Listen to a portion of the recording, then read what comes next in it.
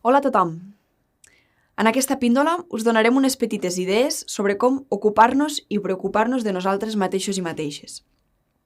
En primer lloc, intenteu destinar un cert temps al dia per fer una activitat que us agradi realment i que us motivi.